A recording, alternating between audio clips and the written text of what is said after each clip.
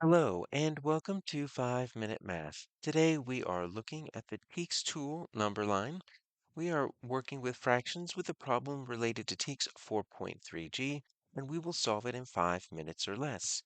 If you haven't done so already, please go ahead and take a moment to pause the video, work this problem out on your own, unpause it, and we will look at our answers together.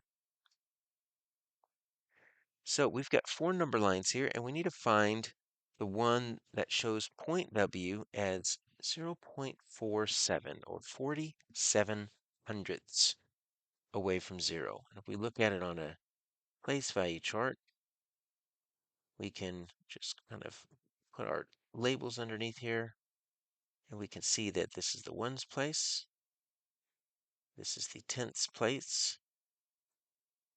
and then we've got our hundredths.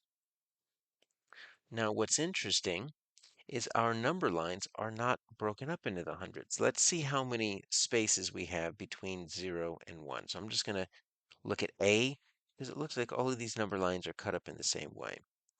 So that's going to be 1, 2, 3, 4, 5, 6, 7, 8, 9, 10. So these are tenths. And so you might be thinking, well, we can't answer this question because we don't have a number line broken up in the hundreds. Well, actually we can. Because let's take a look at W.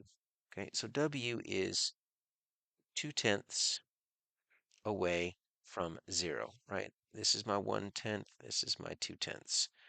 So what do we know about fractions? If I were to say my 2/10 is like this, right? I could also add a 0, and I could call 2/10 the same as 20 hundredths. All I did is I would take each tenth and then break it up into 10 equal pieces. So 2/10 is the same as 20 hundredths.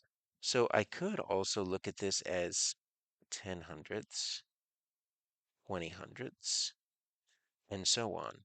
And if we were to reimagine these tenths as hundredths, it's going to be a little bit easier. So let's think about this 47 hundredths.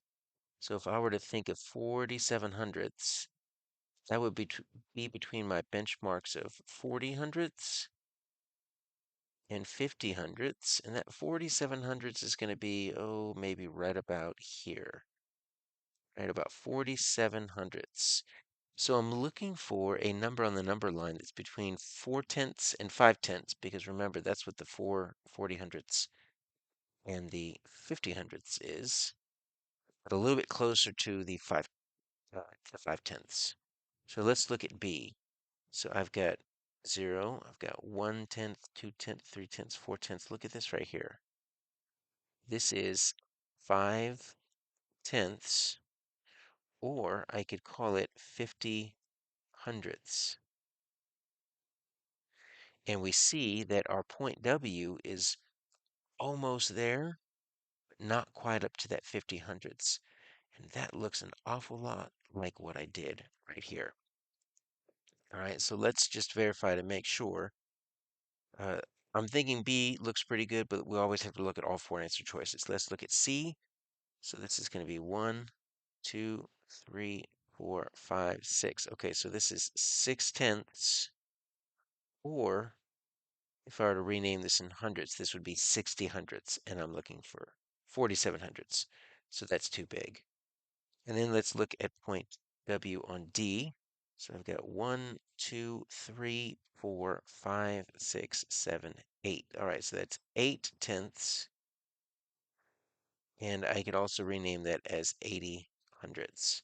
So if I look at my tenths as hundredths, right, you'll notice I've got a 20 hundredths, I've got a 60 hundredths, and 80 hundredths on A, C, and D. But then if we zoom in to B right here, it kind of looks like what we did right over here.